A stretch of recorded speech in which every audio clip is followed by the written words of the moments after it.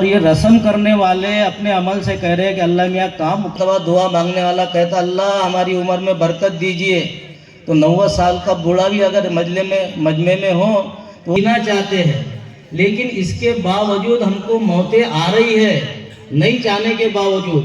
اس کا مطلب یہ ہے کہ اس کے پیچھے ایک نظام ہے، وہ موت بھی اللہ دے رہے ہیں، اور موت کے بعد اللہ تعالیٰ فرماتے ہیں لِيَبْلُوَكُمْ أَيُّكُمْ أَحْسَنُ عَمَلًا، کہ تم میں سے کون اچھا عمل جاری رکھا ہوں۔ موت پر، قبر میں اور موت کے بعد وہی آدمی کامیاب ہوگا جو اپنی زندگی مکمل اللہ اور اس کے رسول کے حکم کے مطابق گزار کے گیا ہوگا۔ دنیا کچھ بھی کرے، ہمارا حساب اس کے اعتبار سے نہیں ہوگا کل قیامت کے دن، ہمارا حساب قرآن و حدیث کے مطابق ہوگا۔ اگر کبھی مفتی روشن بھی رسم کر رہا ہے اپنے بیٹے کا یا بیٹی کا، اس پر نہیں ہوگا آپ کو کیا مفتی روشن کی اتباع کر کے آئے کیا، آپ کو یہ پوچھا جائے گا کہ تم اپنے نبی کی اتباع کر کے آئے کہ نہیں آئے۔ نبی کے کئی نکاح ہے، نبی نے اپنے بیٹیوں کے نکاح کیے ہیں، لیکن کئی رسم کا تذکرہ نہیں ملتا ہے۔ یہ ہم اللہ اور اس کے رسول وہ پورے زندگی بھر پورے بدن پر ایک کپڑا نہیں پہنتے، پورے زندگی بھر بغیر کپڑوں کے رہتے ہیں۔ اگر ہم آزاد ہوتے تو نہ جانے پھر کہاں ہوتے۔ اللہ تعالیٰ نے اس آزادی سے ہم کو نکال کر یہ جو شریعت دی ہے، یہ میرے بھائیوں یہ مبارک چیز ہے۔ تو حضرت یہی فرما رہے ہیں کہ مبارک عاشقوں کے واسطے دستور ہو جانا۔ جس امت کو یہ دستور ملا ہو، ایسا پیارا دستور ملا ہو، وہ امت اس دستور کے مطابق عمل نہ کرے، ادھر ادھر تاکے، اس کا طریقہ لے، اس سے بڑی نادانی کی کوئی بات نہیں ہو سکتی۔ اور میرے بھائیوں میں قسم کھا کے کہتا ہوں، اگر اسلام کے مطابق زندگی گزارو گے، چین ہی چین ہے، سکون ہی سکون ہے، اطمینان ہی اطمینان ہے۔ اسلام سے ہٹو گے تو پھر وہاں جو ہے تو پریشانی ہی پریشانیاں ہیں، اور بے اطمینانی ہی بے اطمینانی ہے۔ اس لیے میری آپ سے درخواست ہے کہ آپ سب اس اصلاح معاشرہ کے جلسے کے اندر نیت کریں کہ انشاءاللہ ہم سب اپنے نبی کے طریقے کے مطابق زندگی گزاریں گے۔ سب تیار ہے بھائی؟ وہ ایسے ہاتھ اونچے کرنے سے کام چلے گا کہ عمل بھی کریں گے اس کے اوپر؟ آپ کے سامنے جو ہے بہت ہی قیمتی باتیں بتائیں گے، بڑے دور سے تشریف لائے، جو پورے دنیا کا سب سے بڑا ادارہ کہلاتا ہے دارالعلوم دیوبند، اس ادارے سے ہمارے حضرت والا تشریف۔ پڑھے لکھے لوگ اس غلطی کا ارتکاب کر بیٹھتے ہیں۔ دو طرح کے لوگ سماج میں رہتے ہیں، ایک طبقہ وہ ہے جس کو پڑھا لکھا کہا جاتا ہے، اور دوسرا طبقہ وہ ہے جو ضرورت سے زیادہ پڑھا لکھا ہوتا ہے۔ یہ ضرورت سے زیادہ پڑھے لکھے کون لوگ ہیں؟ یہ وہ لوگ ہیں جو لکھا ہوا ہے اس کو اس طرح نہیں پڑھتے جس طرح آج تک دنیا پڑھتی ہوئی چلی آ رہی۔ بات وہی ہے، مگر ان کے پڑھنے کا طریقہ الگ ہے، جس کی وجہ سے لکھنے والے کی مراد کے خلاف اپنی مراد بیان کرنے لگتے ہیں۔ مثال کے طور پر ایک نواب صاحب تھے، اگر مجمع میں کوئی نواب صاحب ہوں تو ہمیں معاف کریں گے، یہ بات برسبیل تذکرہ ہم عرض کرتے ہیں۔ نواب صاحب نے اپنے ملاقاتی حال کے دروازے پر ایک اعلان لکھوایا، ٹھہرو مت اندر آؤ۔ کیا مطلب؟ آنے والا ڈائریکٹ نواب صاحب سے ملاقات نہیں کر سکتا، آنے والے کو نواب صاحب سے اجازت لینی پڑے گی، تب وہ اندر جا کر ملاقات کر سکتا۔ پڑھے لکھے لوگ آتے، یہ اعلان پڑھتے، دروازے کے باہر ٹھہر جاتے، اجازت ملتی، نواب صاحب سے ملتے تھے۔ اب اگر آنے والا پڑھا لکھا نہیں ہے، جاہل، ان پڑھ، انگوٹھا ٹیک قسم کا آدمی ہے، تو اس کے لیے نواب صاحب نے الگ انتظام کیا، ایک دربان دفتردار چپراسی متعین کر دیا۔ وہ چپراسی نواب صاحب سے اجازت لیتا تھا، پھر ان پڑھ آدمی کی نواب سے ملاقات ہوتی تھی۔ ایک دن اتفاق سے ضرورت سے زیادہ پڑھے لکھے ایک صاحب پہنچے، اور پہنچنے کے بعد اعلان پڑھا، آگے بڑھے۔ تو دے لکھے ہو کر ایسی غلطی کرتے ہو؟ تو انہوں نے کہا پڑھا اسی لیے آگے بڑھا، پڑھا اسی لیے آگے بڑھا۔ تو دربان نے پوچھا کیا پڑھا؟ کہا دیکھو صاحب لکھا ہے ٹھہرو مت اندر آؤ۔ اب تک لوگ کیا پڑھ رہے تھے؟ ٹھہرو مت اندر آؤ، رک جاتے تھے یہ اعلان پڑھ کر۔ یہ ضرورت سے زیادہ پڑھا لکھا انسان پہنچا، اسی اعلان کو اپنے مطلب کے مطابق پڑھ دیا۔ یہ اس اعلان کو پڑھ کر مطلب یہ بیان کرتا ہے، لکھا ہے ٹھہرو مت اندر آؤ۔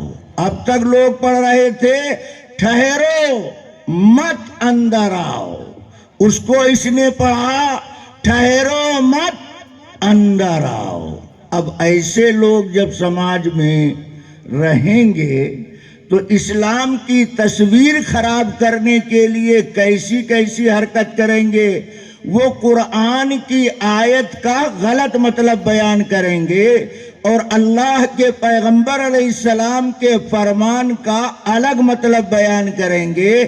اس لیے اصلاح معاشرہ سیرت النبی پروگرام کی ضرورت ہے کہ ہمارے سامنے دین اسلام کی صحیح تصویر آئے کہ اللہ ہم سے کیا کہتا ہے، اور حضرت محمد الرسول اللہ صلی اللہ علیہ وسلم نے ہم پر کیا ذمہ داری عائد فرمائی ہے۔ اس کے لیے یہ اصلاحی پروگرام کیے جاتے ہیں۔ اللہ تبارک و تعالی نے اس کائنات میں بے شمار مخلوقات پیدا فرمائی۔ تمام تر مخلوقات میں انسان کو اشرف گردانا، انسان کو اشرف المخلوقات کہا جاتا۔ اسی لیے انسانوں کی رہبری کے لیے انسانی جماعت میں سے اللہ تعالیٰ نے نبی مبعوث فرمایا۔ نبی انسان ہوتا ہے، نبی اللہ کی طرف سے بھیجا ہوا بندہ ہوتا ہے۔ نبی پیدائش سے لے کر کے موت تک کبھی اللہ کی نافرمانی کا کام نہیں کرتا، خصوصی حفاظت فرماتا ہے، اور نبی کو اللہ تعالیٰ عصمت کی چادر عطا فرماتا ہے۔ اسی لیے حضرت محمد الرسول اللہ صلی اللہ علیہ وسلم بچپن میں جب حضرت حلیمہ ان کو مکہ لے کر کے آئیں ان کے گھر والوں سے ملاقات کرانے کے لیے، تو حرم کے پاس اللہ کے نبی دوسری طرف نکل گئے۔ حضرت حلیمہ نے نبی کو نہیں دیکھا، وہ پریشان ہو کر کے نبی کے گھر پہنچی۔ اتنے میں ابو جہل نے اللہ کے پیغمبر کو دیکھا۔ ابو جہل نے محمد الرسول اللہ صلی اللہ علیہ وسلم کو حرم کے پاس سے اپنے ساتھ لیا اور ان کو اونٹ پر بٹھایا، آگے خود بیٹھا اور پیچھے نبی کو بٹھایا۔ تو اونٹ چلنے کے لیے تیار نہیں۔ جب ابو جہل نے آپ کو آگے بٹھایا، خود پیچھے بیٹھا، تو اونٹ نے چلنا شروع کیا۔ جب آپ کو لے کر آپ کے گھر ابو جہل پہنچا تو کہنے لگا عبد المطلب، یہ تمہارا پوتا بڑا عجیب و غریب معلوم ہوتا، یہ بچپن سے پیچھے رہنے کے لیے تیار نہیں، یہ تو آگے بیٹھ کر کے آیا ہے۔ جب بچپن میں اس کا یہ حال ہے تو بڑے ہو کر کیا ہونے والا ہے۔ نبی نبی ہوتا ہے، اللہ تعالیٰ اس کی عظمت کو بچپن سے ظاہر کر دیا کرتا ہے۔ اسی لیے ابو جہل ایک مرتبہ اپنی مٹھی میں کنکری بند کر کے لایا اور اللہ کے نبی سے کہنے لگا، اگر آپ اللہ کے پیغمبر ہیں تو بتائیے بند مٹھی میں کیا؟ نبی کا یہ کام نہیں ہے، کیا بتائیں؟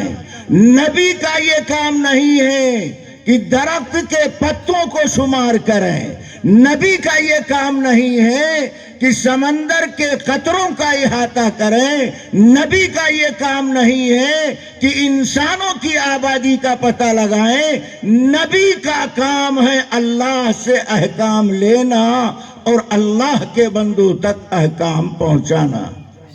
ابو جہل مٹھی میں کنکری بند کر کے لے کر آیا اور کہنے لگا بتائیے میری مٹھی میں کیا؟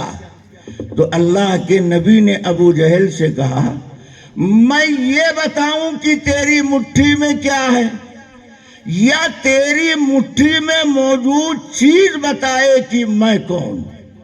ابو جہل ہکا بکا ہو گیا کہ میں کیا کہہ رہا ہوں اور یہ کیا بول رہے ہیں۔ اتنے میں ابو جہل کی مٹھی میں موجود کنکریوں نے کلمہ پڑھنا شروع کیا۔ ابو جہل حیران ہو کر ان کنکریوں کو زمین پر دے مارتا ہے۔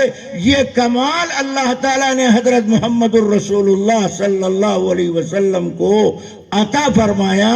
نبی کو اللہ تعالیٰ اپنے پیغام سے باخبر کرتا ہے، اپنے کلام سے باخبر کرتا ہے۔ نبی کے اوپر سب سے پہلے اللہ کا کلام نازل کیا گیا۔ نبی غار سے نماز لے کر نہیں آئے، غار سے قرآن لے کر کے آئے۔ اسی قرآن کو مکہ والوں کے سامنے سنایا۔ جب نبی نے قرآن پڑھنا شروع کیا تو مکہ والوں نے شور مچانا شروع کیا، لا تسمعوا لهذا القرآن والغوا فیہ لعلکم تغلبون۔ اس قرآن کی آواز کو دباؤ، شور مچاؤ، تالیاں بجاؤ، سیٹیاں بجاؤ۔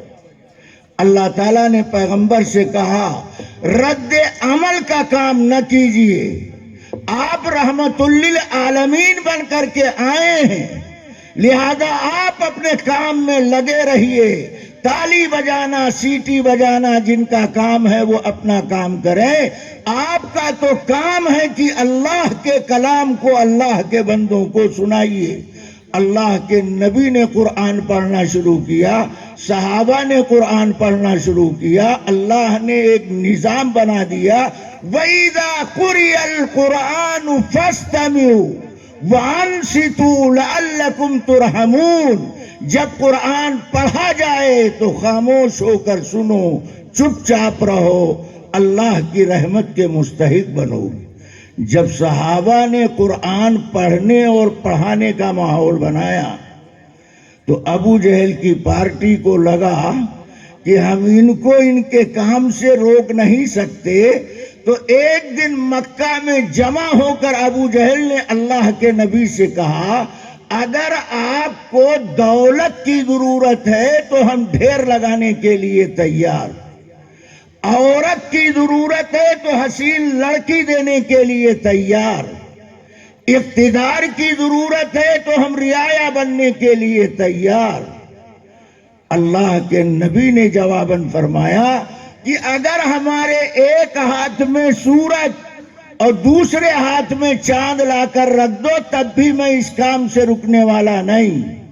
یہ بات آپ نے سنی ہو، مگر آگے جو میں بات کہنے جا رہا ہوں یہ کم لوگوں نے سنا ہوگا، ذرا دھیان سے سنو۔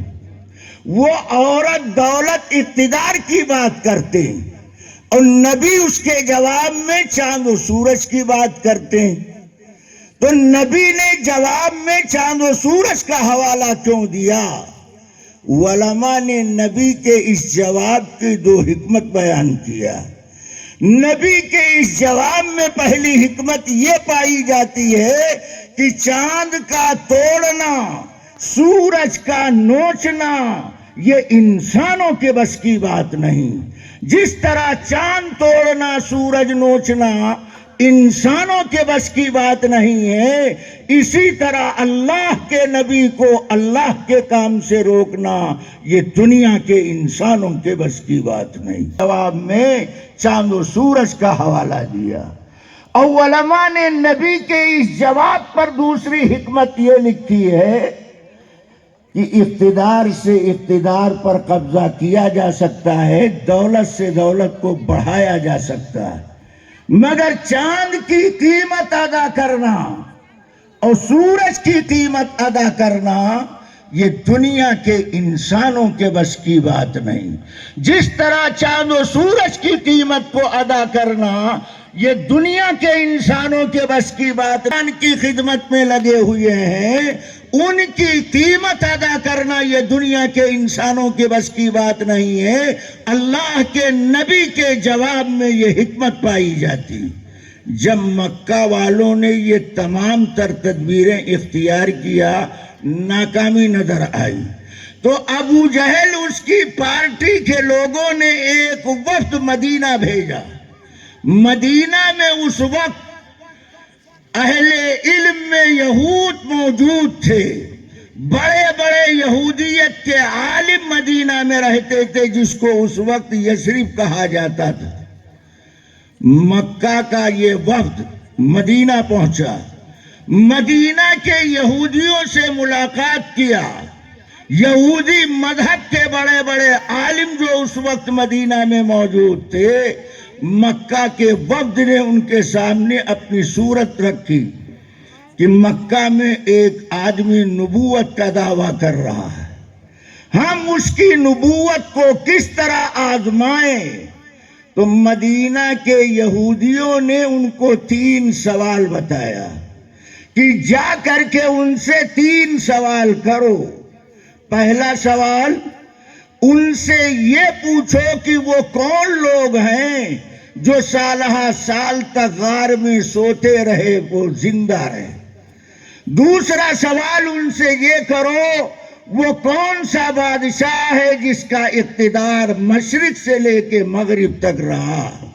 اور تیسرا سوال ان سے یہ کرو کہ روح کی حقیقت کیا۔ اگر تینوں سوالوں کا جواب دے دیں تو وہ نبی برحق ہیں، نبی صادق ہیں، اور اگر ان سوالوں کا جواب نہ دے پائیں تو وہ اللہ کے نبی نہیں ہیں، نعوذ باللہ وہ جھوٹے پیغمبر۔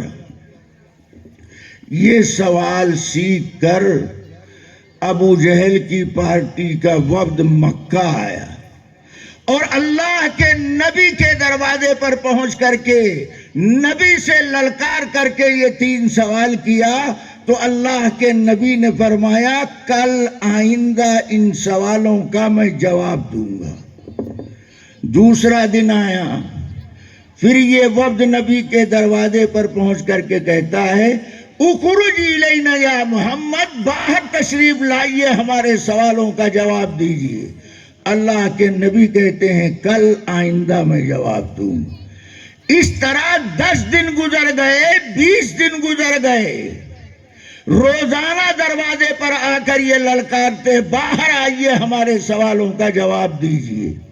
مکہ کی گلیوں میں یہ شور اٹھنے لگا کہ ان کے پاس نعوذ باللہ جو شیطان جواب لاتا تھا وہ شیطان ان سے روٹھا ہوا ہے، جواب ان کو بتا نہیں رہا ہے، اس لیے یہ ہمارے سوالوں کا جواب نہیں دے پا رہے۔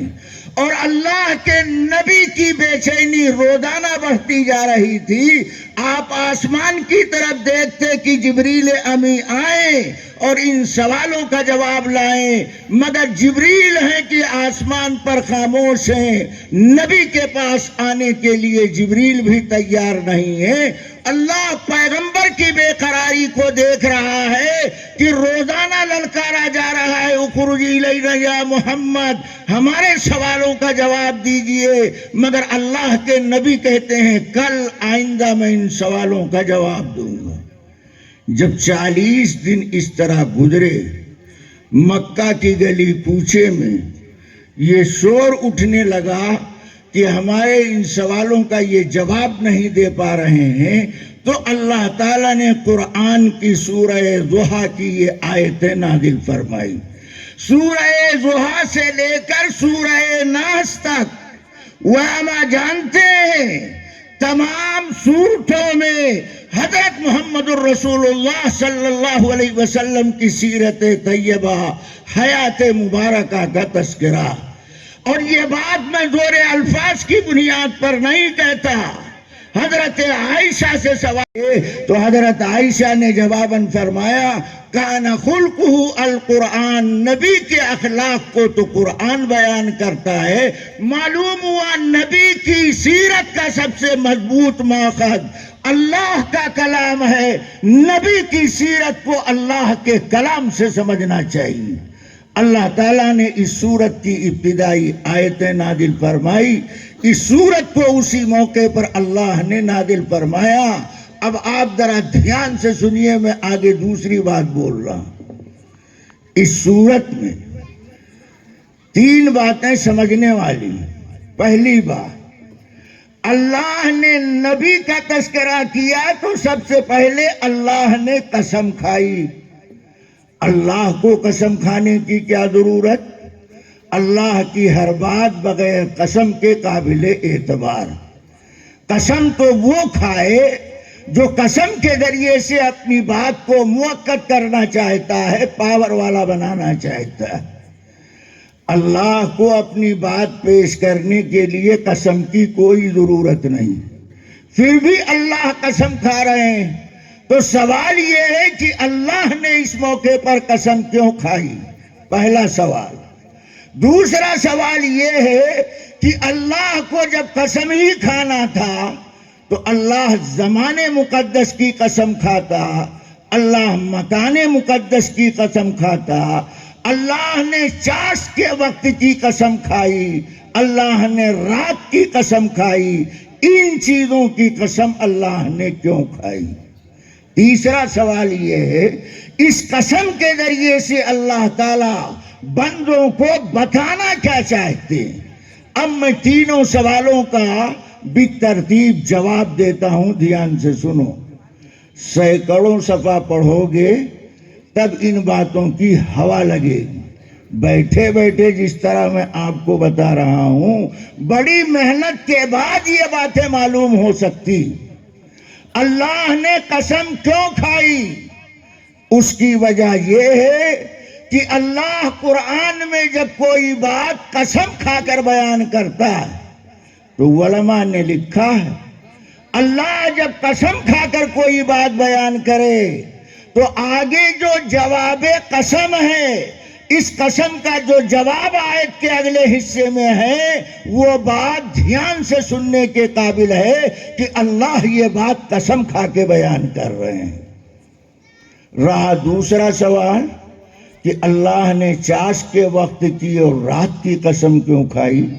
तो जवाब उसका ये है कि चाश का वक्त वो वक्त है जिस वक्त में कोई फर्द नमाज नहीं। चाश के वक्त में कोई फर्द नमाज नहीं है, फिर भी अल्लाह चाश के वक्त की कसम खा रहे हैं। उलमा ने लिखा है कि अगर कोई आदमी मईशत की तंगी का शिकार, कारोबार उसका मुतासिर है, ऐसा आदमी अगर चाश की नमाज का एहतमाम करता है तो अल्लाह उसकी मईशत में सहूलत पैदा कर दिया करता। चाश का वक्त वो वक्त है जिस वक्त में अल्लाह ने हजरत मूसा अलैहिस्सलाम को फिरौन पर कामयाबी अता किया था। मूसा ने दरिया पार किया था, फिरौन अपने साथियों के साथ दरिया में गर्क हुआ था। वो वक्त वक्त चाश है, वो वक्त काबिले जिक्र है, इसलिए अल्लाह चाश के वक्त की कसम खा रहा। और रात तो आज भी, नबी के जमाने में भी रातें थी। अल्लाह कौन सी रात की कसम खा रहा? नबी ने 2 सफर किया, एक हिजरत का सफर और दूसरे मेराज का सफर, और दोनों सफर नबी ने रात में किया। हिजरत भी रात के वक्त किया और मेराज का सफर भी नबी ने रात में किया। اللہ فرماتا ہے سبحان الذی اسرا بعبدہ لیلا من المسجد الحرام الی المسجد الاقصی، نبی رات میں نکلا ہے رب کی دربار میں، وہ رات جس رات نبی زمین سے آسمانوں کا سیر کرتا ہوا اللہ کی دربار میں پہنچا ہے، وہ رات قابل ذکر ہے، اس رات کی عظمت کی طرف اشارہ کیا گیا۔ اور رہا تیسرا سوال، اللہ نے قسم کس بنیاد پر کھائی؟ تو اس سوال کا جواب یہ ہے کہ ابو جہل اور اس کی بیوی ام جمیل جب نبی سوالوں کا جواب نہیں دے رہے تھے تو ام جمیل مکہ کی گلیوں میں پھر کے کہہ رہی تھی شیطان نے ان سے رشتہ توڑ لیا، اس لیے سوالوں کا جواب ان کے پاس نہیں۔ گویا دعویٰ کیا ابو جہل اس کی پارٹی نے کہ ان کا رب ان سے ناراض ہوا، ان کا قاصد ان سے روٹھا۔ دنیا کی عدالت کا ضابطہ یہ ہے کہ مدعی اپنے دعوے پر دلیل پیش کرے، اگر مدعی اپنے دعوے پر دلیل پیش نہیں کرتا تو وہ مقدمہ لیے جانے کے قابل نہیں ہوتا۔ مدعی کے ذمے ہے دعوے پر دلیل پیش کرنا، اگر مدعی اپنے دعوے پر دلیل پیش نہیں کر پاتا تو پھر مدعا علیہ کے ذمے ہے قسم کھانا۔ یہی ضابطہ قرآن بیان کرتا ہے کہ او مکہ کے لوگوں، جب تم نے یہ دعویٰ کیا کہ شیطان ان سے روٹھا ہے، رب ان کا ناراض ہوا ہے، جواب اس لیے نہیں دے پا رہے ہیں، اس دعوے کی تم دلیل لاؤ۔ تو ابو جہل کی پارٹی جب اس دعوے کی دلیل نہیں لا پائی تو پھر ضابطے کے مطابق مدعا علیہ کے ذمے قسم کھانا۔ اس لیے اللہ تعالیٰ نے پیغمبر کو مخاطب کر کے فرمایا اعلان کیجئے وَالضُّحَىٰ وَاللَّيْلِ إِذَا سَجَىٰ مَا وَدَّعَكَ رَبُّكَ وَمَا قَلَىٰ، قسم ہے وقت چاشت کی، قسم ہے رات کی، یہ تو ہے قسم۔ آگے ٹکڑے میں اللہ تعالیٰ جواب قسم فرماتا ہے ما ودعک ربک وما قلی، نہیں چھوڑا آپ کو آپ کے رب نے، وما قلی، اور نہ آپ سے ناراض ہوا۔ اللہ نے قسم کھا کر کے کلیئر کر دیا کہ یہ آپ پر جو الزام لگایا جا رہا ہے کہ رب روٹھا ہے، ناراض ہوا ہے، ما ودعک ربک، نہیں چھوڑا آپ کو آپ کے رب نے، وما قلی، اور نہ آپ کا رب آپ سے ناراض ہوا۔ تو سوال یہ پیدا ہوتا ہے پھر نبی کو اللہ نے جواب کیوں نہیں بتایا؟ تو اس سوال کا جواب یہ ہے کہ نبی سے جب سوال کیا گیا تو نبی نے کہا ان سوالوں کا میں کل آئندہ جواب دوں گا۔ اللہ تعالیٰ نے کہا کل آئندہ کیا ہوگا؟ اے نبی آپ کو بھی معلوم نہیں، کل آئندہ کے بارے میں صرف اللہ جانتا۔ اگر کل آئندہ پر کوئی مسئلہ معلق ہو تو ہر انسان کو انشاءاللہ بولنا چاہیے، ہر انسان کو انشاءاللہ بولنا چاہیے۔ اللہ کے نبی نے اس جواب پر کہ کل آئندہ ان سوالوں کا میں جواب دوں گا انشاءاللہ نہیں کہا تھا، اس لیے اللہ نے جبریل کو روک دیا اور سورہ کہف میں اللہ تعالیٰ نے ان سوالوں کا جواب دیا۔ وہ غار میں سونے والے اصحاب کہف تھے جو سالوں سال تک سوتے رہے اور زندہ رہے، اور وہ بادشاہ ذوالقرنین ہے جو مشرق سے لے کر مغرب تک حکومت کرتا ہے، اور روح کی حقیقت یہ ہے کہ روح امر ربی کا نام ہے، اس کو شکل و شباہت میں سمجھا نہیں جا سکتا۔ اور نبی ہم نے جواب اس لیے روکا کہ آپ نے انشاءاللہ نہیں کہا تھا۔ جب اتنی بات ہوئی تو آگے اللہ تعالیٰ کہتے ہیں وَالضُّحَىٰ وَاللَّيْلِ إِذَا سَجَىٰ مَا وَدَّعَكَ رَبُّكَ وَمَا قَلَىٰ وَلَلْآخِرَةُ خَيْرٌ لَكَ مِنَ الْأُولَىٰ۔ اے پیغمبر، اولا کے مقابلے میں اخرا آپ کے حق میں بہتر ہے، دھیان سے سنو۔ اولا کے مقابلے میں اخرا آپ کے حق میں بہتر. کیا مطلب؟ آیت کا مطلب یہ ہے کہ مکی زندگی کے مقابلے میں مدنی زندگی کے حالات آپ کے موافق رہیں. مکی زندگی میں آپ کو خانہ کعبہ کا طواف کرنے نہیں دیا جا رہا، اور خانہ کعبہ کے طواف کرنے والوں کا حال یہ ہے کہ مرد دن میں ننگے ہو کر خانہ کعبہ کا طواف کرتے تھے، اور عورتیں رات میں ننگی ہو کر کے خانہ کعبہ کا طواف کرتی. اور اللہ کے نبی کے خانہ کعبہ کے طواف پر قدغن پابندی لگی ہوئی. یہ ننگے طواف کرنے والوں سے جب پوچھا گیا کہ تم ننگے ہو کر کیوں طواف کرتے ہو، تو کہنے لگے جس کپڑے کو پہن کر کے ہم نے گناہ کیا، وہ کپڑا پہن کر کے ہم خانہ کعبہ کا طواف کریں، یہ ہم کو اچھا نہیں لگتا. کس قدر بے عقلی کی بات کر رہے ہیں کہ گناہ تم نے کیا ہے، کپڑے نے گناہ نہیں کیا. الزام تم کپڑے پر عائد کرتے ہو، کپڑا اتار کر کہتے ہو گناہ ہٹ گیا. کپڑے نے گناہ نہیں کیا، انسان نے گناہ کیا. یہ کپڑا اتار کر ننگے ہو کر طواف اس لیے کرتے تھے کہ جس کپڑے کو پہن کر کے ہم نے گناہ کیا، اس کپڑے کو پہن کر خانہ کعبہ کا طواف اچھا نہیں لگتا. اللہ کے نبی کے خانہ کعبہ کے طواف پر پابندی.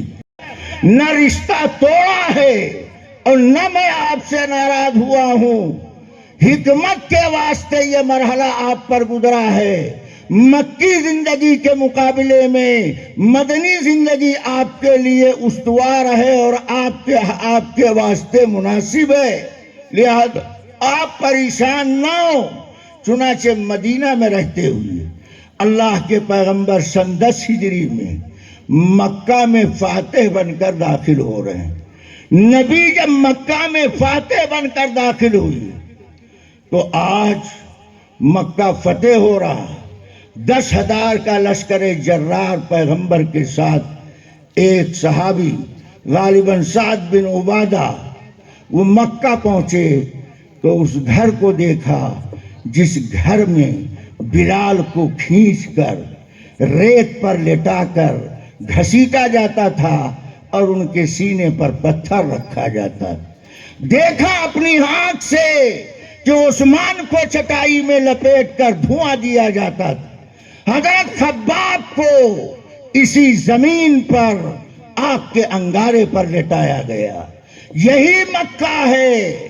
حضرت سمیہ کی ٹانگ کو 2 مخالف سمت اونٹ کے پیر میں باندھ کر ان کو شہید کر دیا گیا.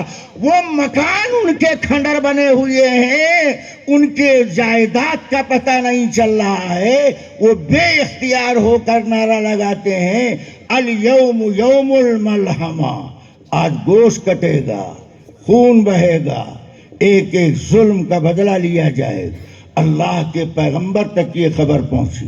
جذباتی بات کر رہے ہو.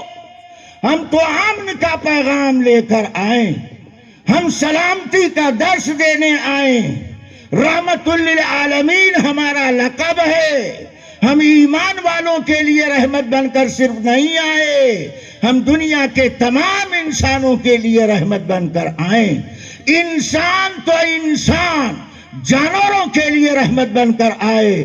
آقا تو آقا، غلاموں کے لیے رحمت بن کر آئے. مقیم تو مقیم، مسافر کے لیے رحمت بن کر آئے. مرد تو مرد، عورت کے لیے رحمت بن کر آئے. زندہ تو زندہ، مردوں کے واسطے رحمت بن کر آئے. آپ زمین کے لیے شان رحمت رکھتے ہیں، آسمان کے لیے شان رحمت رکھتے ہیں، دنیا انسانیت کے لیے شان رحمت رکھتے ہیں، مخلوقات کے لیے شان رحمت رکھتے ہیں، چرند و پرند کے لیے شان رحمت رکھتے ہیں. آپ کو رحمت للعالمین کے لقب سے ملقب کیا گیا. اسی لیے آپ نے ان صحابی کو بلایا اور بلانے کے بعد فرمایا نعرہ بدلو. گویا رحمت للعالمین صلی اللہ علیہ وسلم اپنے عمل اور اپنے کردار سے دنیا کو یہ بتایا کہ ہم جذبات کے قائل نہیں، ہم امن و سلامتی کے قائل ہیں. ان سے کہا نعرہ لگاؤ الیوم یوم المرحمہ، الیوم یوم المرحمہ، آج رحمت لٹے گی، شفقت بچے گی، پیار لٹایا جائے گا، بھاگنے والوں کو ٹھکانہ دیا جائے گا، رونے والوں کو خاموش کیا جائے گا، مایوس لوگوں کو سکون کا سامان عطا کیا جائے گا۔ الیوم یوم المرحمہ، آج محبت بٹے گی، شفقت بٹے گی، پیار بٹے گا۔ محمد الرسول اللہ صلی اللہ علیہ وسلم کے لیے اللہ فرماتے ہیں اخرا آپ کے لیے اولا کے مقابلے میں بہتر ہے۔ ایک تفسیر، اور دوسری تفسیر یہ ہے کہ دنیا کے مقابلے میں عقبہ آپ کے لیے بہتر ہے۔ دنیا میں مشکلات و شدائد ہیں، انسان کو مایوس نہیں ہونا چاہیے۔ دنیا کی زندگی مختصر فانی زندگی، کچھ دن کی تکلیف برداشت کرنا، اللہ کی رضا کے اعمال کا اہتمام کرنا، آخرت کی ہمیشہ زندگی میں چین و سکون کی زندگی بسر کرنا، یہ انسان کے لیے بڑی کامیابی کی بات ہے۔ اللہ تعالیٰ نے پیغمبر سے فرمایا کہ اخرا آپ کے لیے اولا کے مقابلے میں بہتر ہے۔ چنانچہ دنیا نے یہ دیکھا کہ وہ مکہ، وہ بیت اللہ، وہ حجر اسود، وہ مطاف، وہ میزاب رحمت، وہ صحیح کی جگہ جہاں نبی کے آنے جانے پر پابندی ہے، اللہ تعالیٰ نے حضرت محمد الرسول اللہ صلی اللہ علیہ وسلم کے لیے بحال کر دیا۔ اسی دن اللہ کے نبی نے عثمان بن طلحہ کو بلایا۔ یہ عثمان بن طلحہ شیبی خاندان کے آدمی جو کلید کعبہ بردار کہلاتے ہیں، کعبہ کی چابی جس خاندان میں آج تک چلی آ رہی ہے، مکہ میں اس خاندان کو خاندان بنو شیبہ کہا جاتا ہے۔ عثمان بن طلحہ یہ شیبی خاندان سے تعلق رکھتے تھے۔ اس وقت کعبہ کی چابی عثمان بن طلحہ کے پاس تھی۔ اللہ کے نبی نے عثمان کو بلایا، کہا عثمان چابی دو۔ حضرت عثمان نے کعبہ کی چابی اللہ کے نبی کے حوالے کر دیا۔ جب کعبہ کی چابی نبی کے ہاتھ میں آئی تو نبی نے کعبہ کا دروازہ کھلوایا، اس کے بعد عثمان کو بلایا اور کعبہ کی چابی عثمان کے حوالے کیا اور فرمایا قیامت تک کعبہ کی یہ چابی اسی خاندان میں رہے۔ مکہ کا نظام کسی کے ہاتھ میں ہو مگر خانہ کعبہ کی چابی حضرت محمد الرسول اللہ صلی اللہ علیہ وسلم کی پیشین گوئی کے مطابق خاندان بنو شیبہ میں آج تک چلی آ رہی ہے۔ اس سے اللہ کے پیغمبر کی بات کی سچائی کا یقین ہوتا ہے کہ نبی نے جو کہا آج تک دنیا اپنی آنکھ سے یہ بات دیکھ رہی ہے۔ اللہ کے نبی کی بات آج بھی دنیا میں سچی ثابت ہو رہی ہے۔ اللہ کہتے ہیں وَلَلْآخِرَةُ خَيْرٌ لَكَ مِنَ الْأُولَى، اخرى آپ کے لیے اولا کے مقابلے میں بہتر ہے۔ تیسری چیز اللہ بیان کرتا ہے وَلَسَوْفَ يُؤْتِيكَ رَبُّكَ فَتَرْضَى۔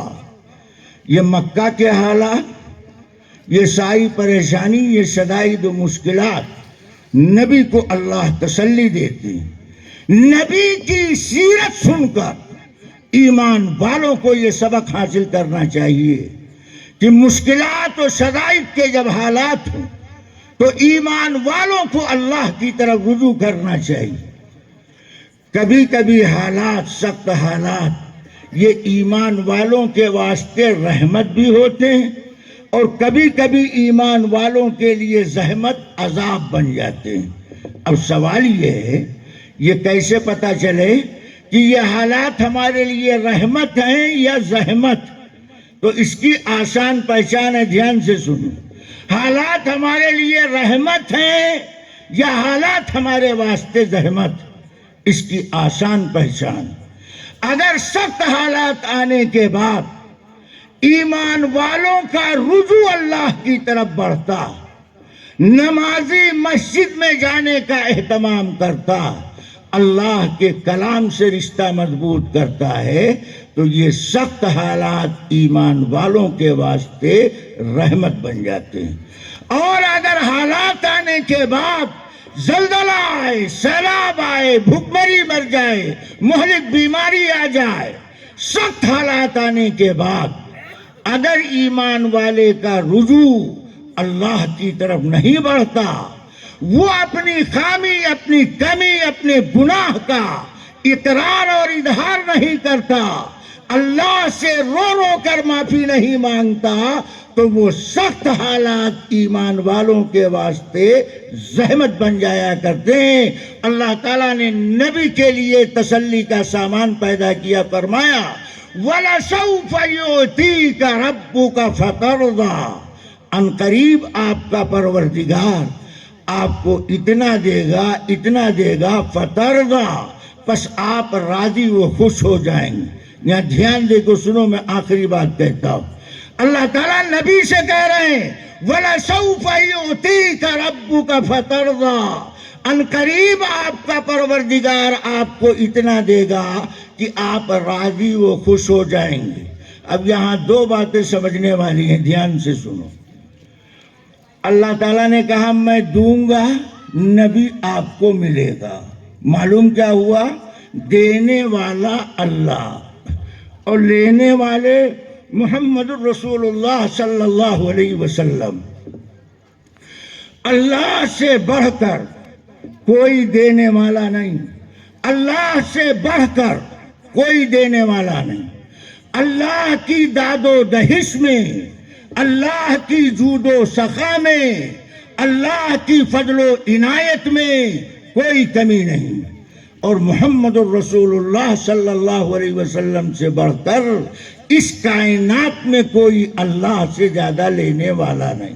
جب یہ بات کلیئر ہے کہ اللہ سے زیادہ کوئی دینے والا نہیں اور رسول اللہ صلی اللہ علیہ وسلم سے بڑھ کر کوئی لینے والا نہیں، تو اللہ نے کیا کیا دیا ہوگا اور رسول اللہ نے کیا کیا لیا ہوگا نہ ہم جان سکتے ہیں، نہ ہم سوچ سکتے ہیں۔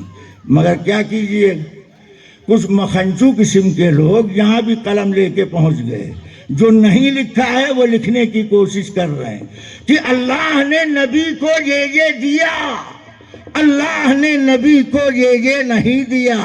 ارے بے ایمان، اللہ جو کہہ رہا ہے اس کو سنتا کیوں نہیں؟ وَلَسَوْفَ يُؤْتِيكَ رَبُّكَ فَتَرْضَىٰ، ان قریب آپ کا پروردگار آپ کو اتنا دے گا، اتنا دے گا کہ آپ راضی و خوش ہو جائیں گے۔ اللہ نے یہاں یہ نہیں بتایا کہ ہم آپ کو کیا دیں گے، کیا نہیں دیں گے۔ اللہ دینے والا اور اللہ کا نبی لینے والا۔ جب یہ بات ہم مانتے ہیں کہ اللہ سے بڑھ کر کوئی دینے والا نہیں اور نبی اللہ سے بڑھ کر کوئی لینے والا نہیں، سوچ نہیں سکتے ہیں اللہ نے جو چاہا وہ محمد الرسول اللہ صلی اللہ علیہ وسلم کو عطا فرمایا۔ اب اس تمہید کی ہم کچھ تفصیل کرتے ہیں، دھیان سے سنو۔ اللہ نبیوں کو کچھ چیزیں عطا کرتا ہے جو ہر نبی کو اللہ نے دیا۔ حضرت آدم سے لے کر کے حضرت عیسیٰ تک جتنے نبی آئے، ہر نبی کو اللہ نے دیا۔ معلوم کیا ہوا؟ نبی مختار کل نہیں۔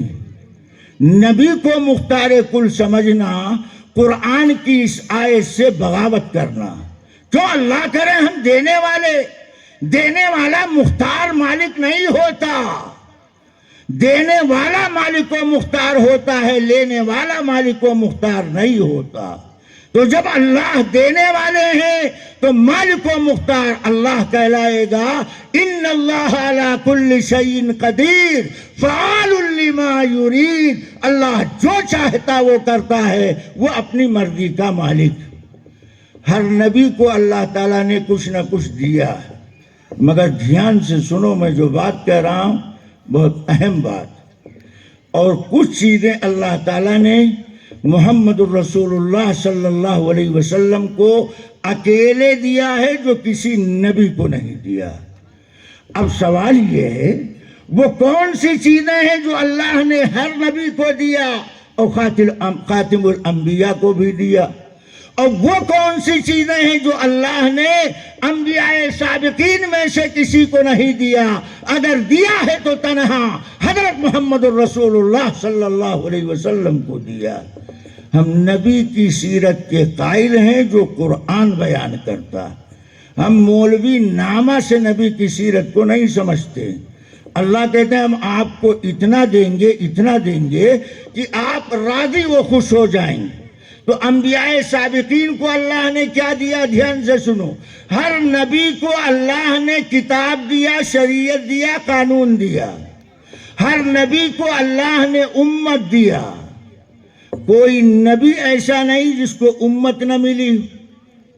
تو ہر نبی کو کتاب ملی، ہر نبی کو امت ملی، مگر کمال ہے محمد الرسول اللہ صلی اللہ علیہ وسلم کا کہ اللہ نے آپ کو نبوت دیا تو صرف نبوت اور رسالت نہیں دیا، بلکہ آپ کو خاتم الانبیاء بنایا، آپ کو خاتم الرسل بنایا، آپ سے پہلے نبیوں کو نبی رسول پیغمبر بنایا، تنہا آپ کو اللہ تعالیٰ نے خاتم النبیین و مرسلین بنایا۔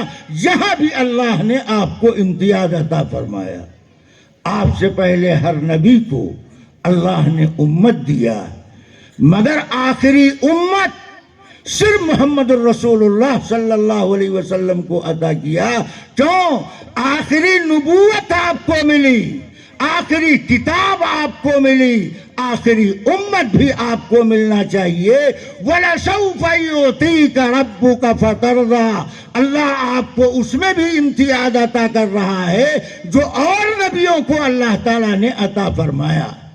اور کچھ چیزیں وہ ہیں جس کو اللہ نے آخری نبی کے علاوہ کسی نبی کو نہیں دیا۔ آخری نبی کے علاوہ پوری جماعت انبیاء میں اللہ نے کسی نبی کو وہ نعمت و دولت عطا نہیں فرمائی۔ وہ کیا ہے؟ دھیان سے سنو، اللہ نے آپ کو 5 نمازوں کا تحفہ عطا فرمایا، کسی نبی کو 5 وقت کی نماز کا تحفہ نہیں ملا۔ اللہ نے آپ کو آیت الکرسی کا تمغہ عطا فرمایا، کسی نبی کو آیت الکرسی کی دولت نہیں ملی۔ اللہ نے اکیلے آپ کو سورہ فاتحہ کی دولت عطا فرمائی، آپ کے علاوہ کسی نبی کو یہ امتیاز نہیں ملا۔ اللہ نے آپ کو تنہا لیلۃ القدر کی دولت عطا فرمائی، کسی نبی کو لیلۃ القدر کی عظمت نہیں ملی ہے۔ اللہ نے تنہا آپ کو جمعہ کی مبارک سات عطا فرمائی ہے، آخری نبی کے علاوہ کسی نبی کو جمعہ کی مبارک سات نہیں عطا کی گئی ہے۔ اللہ نے آپ کو انبیاء کا امام بنایا ہے، سارے نبیوں کو آپ کا مقتدی بنایا ہے۔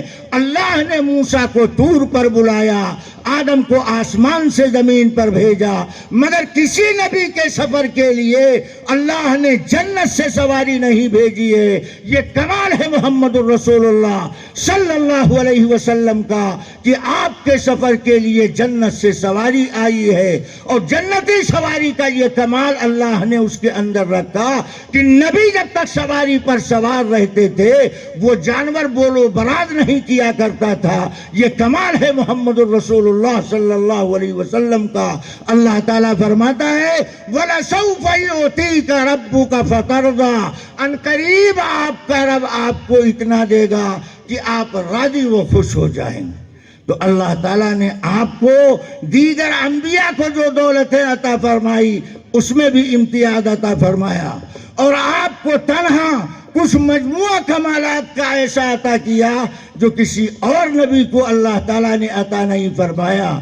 ایسے ممتاز پیغمبر، ایسی خاتم الانبیاء ہمارے نبی، آپ کی نبوت قیامت تک کے لیے، آپ کی شریعت قیامت تک کے لیے، اگرچہ آج آپ ہماری نگاہوں کے سامنے نہیں، ہماری نگاہوں سے آپ اوجھل ہیں، مگر ہم کلمہ پڑھتے ہیں لا الہ الا اللہ محمد الرسول اللہ، اللہ کے علاوہ کوئی الہ نہیں، اور محمد اللہ کے رسول ہیں۔ تو جب محمد اللہ کے رسول ہیں تو کسی اور نبی کے نہ آنے کی ضرورت ہے، نہ کسی اور کو نبی ماننے کی ضرورت ہے۔ جیسے اللہ کا الہ ہونا باقی ہے، ایسے محمد کا رسول ہونا باقی ہے۔ اللہ کو الہ مانو اور حضرت محمد الرسول اللہ صلی اللہ علیہ وسلم کا اللہ کا آخری نبی آخری رسول مانو۔ نہ اللہ کی الوہیت ختم ہے، نہ نبی کی نبوت و رسالت ختم ہے۔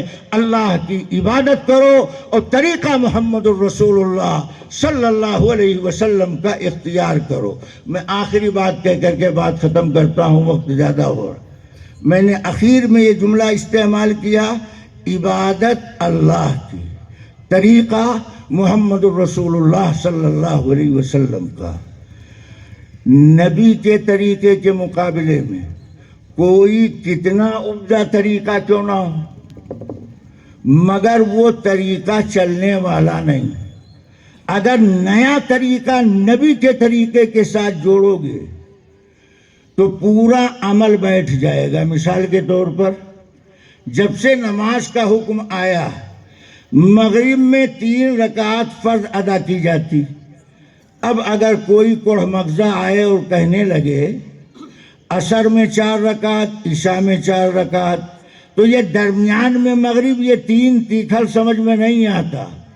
لہذا مغرب کو یا تو 4 رکعت بنا دو یا 2 رکعت کر دو تاکہ فجر کی طرح ہو جائے۔ 2 رکعت کریں گے تو فجر کی طرح، 4 رکعت کر دیں گے تو عصر اور عشاء کی طرح۔ یہ 3 رکعت مغرب میں نہ یہ عصر سے ملتا ہے، نہ عشاء سے ملتا ہے، نہ فجر سے ملتا۔ لہذا ہم نعوذ باللہ آج سے مغرب میں 4 رکعت پڑھیں گے۔ تو بتاؤ مغرب میں 4 رکعت پڑھ سکتے ہیں؟ اگر کوئی 4 رکعت پڑھے گا تو یہاں مفتی روشن صاحب موجود ہیں، آپ ان سے مسئلہ معلوم کر لیجئے گا، 4 رکعت بیٹھ جائے گی۔ نبی کے طریقے کے مقابلے میں 1 رکعت کا اضافہ کرنے کی نحوست اتنی بڑی پڑی کہ 4 رکعتیں بیٹھ گئی، 4 رکعتیں رد کر دی گئی۔ نبی کے طریقے کو نہ گھٹایا جا سکتا نہ بڑھایا جا سکتا، گھٹانا بھی عیب کہلاتا، بڑھانا بھی عیب کہلاتا۔ نبی کا جو طریقہ اور غیر نبی کے طریقے میں فرق کیا؟ نبی کے طریقے میں اللہ کا بھی حق ادا ہوتا ہے اور بندوں کا بھی حق ادا ہوتا ہے، اور غیر نبی کے طریقے میں یہ خطرہ اور خدشہ رہتا ہے یا تو اللہ کا حق ادا ہوگا یا بندوں کا حق ادا ہوگا۔ میں ایک مثال دیتا ہوں۔ نبی کے زمانے میں نبی کے بیٹے حضرت ابراہیم کا انتقال ہوا۔ دیکھو اللہ کی قدرت، نبی موجود ہے، نبی کے بیٹے کو موت آ رہی ہے۔ معلوم ہوا موت روکنے کا پاور نبی کو بھی حاصل نہیں، ورنہ نبی اپنے بیٹے کو موت سے بچا لیتا۔ نبی کو بتایا گیا آپ کے بیٹے کا انتقال ہوگا۔ معلوم ہوا نبی جہاں تھے وہاں نبی کو خبر نہیں کہ میرے بیٹے ابراہیم جو ماریہ قبطیہ کے بطن مبارک سے پیدا ہیں ان کا انتقال ہو گیا۔ نبی کو جب خبر دی گئی تب پتا چلا کہ بیٹے کا انتقال ہوا۔ آئے، چہرے سے چادر ہٹائی، نبی کی نظر جب بیٹے کی نظر سے ٹکرائی تو نبی کے آنکھوں سے بے اختیار آنسو جاری ہو گئے۔ صحابہ نے جب نبی کو روتا دیکھا تو فوراً سوال کیا، اللہ کے پیغمبر آپ بکا علی المیت سے منع کرتے ہیں، میت پر رونے سے منع کرتے ہیں، آنسو بہانے سے منع کرتے ہیں، حالانکہ ہماری آنکھیں یہ دیکھ رہی ہیں کہ آپ کے بیٹے کا انتقال ہوا اور آپ کی آنکھیں آنسو بہا رہی ہیں۔ تو اللہ کے نبی نے اس موقع پر جو جواب دیا، آج بھی وَلَا أَقُولُ إِلَّا مَا يَرْضَ رَبُّنَا، کہ ہمارے بیٹے کا انتقال ہوا ہے، بیٹے کے انتقال کی وجہ سے إِنَّ الْقَلْبَ يَحْزُنُ، میرا دل غمگین، وَالْعَيْنَ تَدْمَعُ، آنکھیں آنسو بہا رہی، وَلَا أَقُولُ إِلَّا مَا يَرْضَ رَبُّنَا، مگر میں اپنی زبان سے کوئی حرف شکایت ادا نہیں کر رہا ہوں، میں اللہ کے فیصلے پر راضی ہوں۔ اللہ نے جب تک چاہا یہ امانت ہمارے پاس رہی اور جب اللہ نے چاہا اپنی امانت کو واپس لے لیا۔ ایک طرف نبی کا یہ کردار، رو رہے ہیں مگر کہہ رہے ہیں یہ آنسو بے اختیار نکلے ہیں، پلان بنا کے نہیں۔ بے اختیار آنسو نکل جائیں تو شریعت میں منع نہیں، پیاز لگا لگا کے بھونکال مچا کے رونا شریعت نے اس سے منع کیا ہے۔ اور دوسری طرف اپنے زمانے میں ایک بزرگ گزرے حضرت فضیل ابن عیاض، ان کے بیٹے کا انتقال ہوا، وہ اللہ اللہ کر رہے، کسی نے جا کے کہا آپ کے بیٹے کا انتقال ہو گیا، تو فضیل ابن عیاض نے کہا جاؤ میرے بیٹے کو نہلا دھلا کر کفن پہنا کر قبر میں دفنا دو، میں اللہ اللہ کر رہا ہوں، اللہ کی عبادت کر رہا ہوں۔ لوگوں نے فضیل ابن عیاض کے بیٹے کو کفنایا اور قبر میں سلا دیا، مگر نبی نے اپنے بیٹے کو اپنے ہاتھ سے نہلایا، اپنے ہاتھ سے کفن پہنایا اور اپنے ہاتھ سے قبر میں اتارا۔ ایک طرف بیٹے کے انتقال پر نبی کا عمل اور دوسری طرف بیٹے کے انتقال پر ولی کا عمل، دونوں کے عمل میں زمین آسمان کا فرق۔ نبی کے عمل میں اللہ کا بھی حق ادا ہو رہا ہے کہ ہم اللہ کے فیصلے پر حرف شکایت زبان پر نہیں لاتے، اور بیٹے کو کفنانا دفنانا یہ بندے کا بھی حق ادا ہو رہا۔ اور فضیل ابن عیاض کے عمل میں اللہ کا تو حق ادا ہو رہا ہے مگر بیٹے کا حق ادا نہیں ہو رہا ہے۔ نبی کے طریقے کی خصوصیت یہ ہے کہ اس میں اللہ کا بھی حق ادا ہوتا ہے اور اللہ کے بندوں کا بھی حق ادا ہوتا ہے۔ جمعیت علماء اصلاح معاشرہ سیرت النبی کے پروگرام سے آپ کو یہ پیغام دیتی ہے کہ چاہے خوشی کا موقع ہو، چاہے غمی کا موقع ہو، چاہے فرحت کا موقع ہو، چاہے مصیبت کا موقع ہو، ہمیں حکم اللہ کا چاہیے اور طریقہ محمد الرسول اللہ صلی اللہ علیہ وسلم کا اختیار کرو۔